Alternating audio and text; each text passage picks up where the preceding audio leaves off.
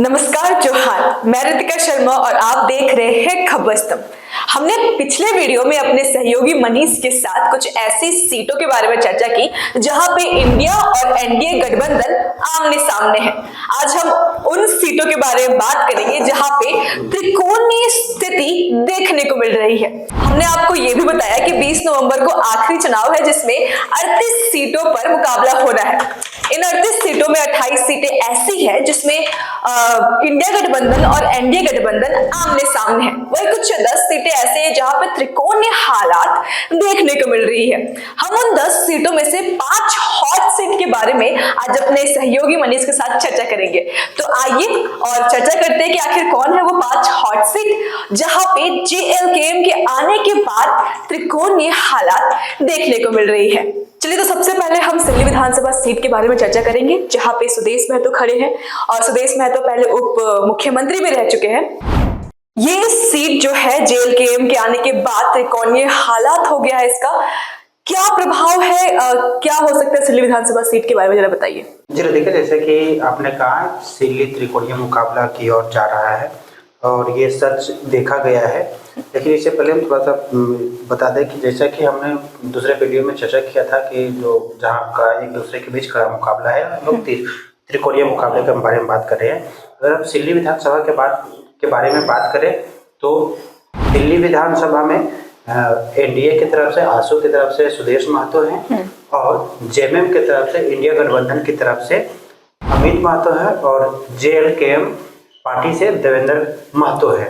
यहाँ त्रिकोणीय मुकाबला देखा जा रहा है और जितने भी जनता है वो रुझान के बाद ही पता चल पाएगा। लेकिन आज हम त्रिकोणीय मुकाबला में पहले सुदेश महतो के बारे में बात करते हैं। सुदेश महतो इससे पहले भी विधायक थे और पूर्व मुख्यमंत्री भी रह चुके हैं और उनका ये देखा गया है कि वो आसू का गढ़ रहा है सिल्ली विधानसभा और ये पिछले बार कई बार विधायक बने हुए हैं और इस बार भी जो आंकड़े आ रहे हैं कि भी जितने भी और सबसे मजबूत कड़ी ये बता दें कि एनडीए गठबंधन में आसू और बीजेपी का वोट आसू को मिलेगा, तो इसे मुकाबला कहीं कड़ा दिख रहा है। चलिए, अब हम बोरियो विधानसभा सीट में आते हैं। बोरियो विधानसभा सीट में दिसोम गुरु शिबू सोरेन के दोनों से आमने सामने हैं। खैर, यहाँ पे त्रिकोणीय हालात देखने को मिल रहा है जेएलकेएम की वजह से। इस बार भाजपा की तरफ से लोबिन हेब्रम है और जेएमएम की तरफ से धनंजय है और जेएलकेएम की तरफ से सूर्य नारायण हांसदा है। यहाँ की क्या स्थिति है? जैसे कि आपने कहा कि बीजेपी से लोबिन हेम्ब्रम है और जेएमएम से धनंजय सोरेन है। तो ये बता दें कि जेएमएम का वो गढ़ माना जाता है बोरियो, क्योंकि वो पिछले कई दशक से लोबिन हेम्ब्रम जीतते आ रहे हैं। लेकिन वो इस बार ये निर्णायक भूमिका होगी कि लोबिन हेम्ब्रम बीजेपी में शामिल हो चुके हैं, तो वो एक इम्पोर्टेंट सीट है जो बीजेपी के खाते में आएगा और जो बीजेपी के वोटर है वो तो लोबिन हेम्ब्रम को देंगे ही, लेकिन उसका जो वोटर है जो पिछले कई दशक से वो बनाए हैं वो वोट मिलेगा। और यही हम जेएमएम की बात करते हैं तो जेएमएम में जो धनंजय सोरेन जो प्रत्याशी बनाया गया है और वहाँ की जो जनता है वो एक्चुअली आदिवासी सीट में है, एसटी/एससी रिजर्व है। तो ये बात करें कि जेएमएम सिर्फ चेहरा देख करके जो वहाँ का वोटर है वो चेहरा देख के नहीं बल्कि तीर धनुष देख करके वोट मारते हैं। सबसे बड़ा फैक्टर है यहाँ जो लोबिन हेम्ब्रम है उनका भी वोट कट सकता है अगर तीर धनुष छाप नहीं मिला तो वो सिर्फ छाप को वोट देते हैं, ना कि चेहरा को। और त्रिकोणीय मुकाबला इसलिए कि जेएलकेएम जब वहां से प्रत्याशी को खड़ा करता है सूर्य नारायण हांसदा को, तब क्योंकि सूर्य नारायण पिछले कई दशक से अलग अलग पार्टी में कार्यकर्ता रहे हैं, उनका पकड़ मजबूत माना जाता है और उसी क्षेत्र से आते हैं वो सूर्य नारायण हांसदा, जिससे लोबिन हेम्ब्रम बात करें या जिस समुदाय से वो आते हैं तो वहाँ का जो वोटर है वो अधिक माना देखा गया है, इसीलिए त्रिकोणीय मुकाबला है। चलिए, अब हम आखिरी 2 सीट बेरमो और टुंडी के बारे में चर्चा करते हैं। अगर हम लोग बेरमो की बात करें, बेरमो ये भी हॉट सीट है क्योंकि कांग्रेस का गढ़ माना जाता है, एकदम, क्योंकि जो अनूप सिंह है वहाँ के जेएमएम के है या इंडिया गठबंधन के प्रत्याशी है, कांग्रेस के प्रत्याशी वो है, तो वो वहाँ से अभी भी विधायक है। और जो गढ़ इसलिए कि उनके पिताजी कई बार विधायक रहे हैं और मंत्री भी रहे हैं, सिर्फ मंत्री नहीं वो केंद्र में भी मंत्री रहे हैं। इसलिए वो गढ़ माना जाता है।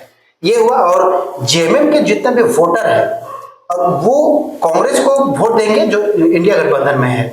लेकिन बीजेपी की ये मेन फैक्टर है कि बीजेपी का जो रविंद्र पांडे है वो सांसद रहे हैं, क्षेत्र में भ्रमण करते हैं, और जब सांसद थे तो उनका पकड़ इस बहुत ही मजबूत माना गया है। जेएलकेएम की बात करें हम लोग तो वहां से केंद्रीय अध्यक्ष, जेएलकेएम के केंद्रीय अध्यक्ष जयराम महतो भी खड़ा है और इसलिए ये सीट मजेदार हो जाता है। वहीं हम टुंडी विधानसभा की बात करें तो टुंडी विधानसभा से त्रिकोणीय मुकाबला यहाँ भी है। यहाँ से जेएमएम और इंडिया गठबंधन के प्रत्याशी मथुरा प्रसाद महतो है और बीजेपी से विकास महतो है और जेएलकेएम से मोतीलाल महतो है। तो तीनों महतो में टक्कर होगा। ये वहां जो वोटर है वो महतो अधिक है टुंडी विधानसभा में। तो मोतीलाल महतो को इस टुंडी में आने से ये त्रिकोणीय मुकाबला हो गया, क्योंकि मोतीलाल महतो जब से जयराम महतो का जो आंदोलन शुरू हुआ, चाहे भाषागत आंदोलन हो या राजनीतिक करियर हो, वहां से मोतीलाल ने जो महतो है वो लगातार उसके पीछा नहीं छोड़े। कई अभी तो नहीं, लेकिन 1 साल 2 साल पहले के हम लोग निकाल के देखते हैं तो मोतीलाल भाषण उग्र होकर देते थे। जिस तरह से जयराम महतो अभी देते हैं वो उनका वीडियो पहले वायरल होता था क्योंकि वो उग्र भाषण देते थे।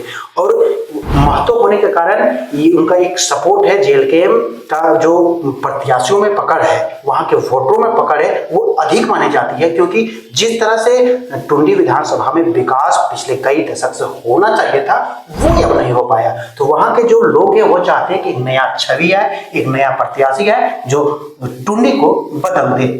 चलिए, तो हमने बात किया 5 हॉट सीट के बारे में जहां पे मुकाबला त्रिकोणीय देखने को मिल सकता है।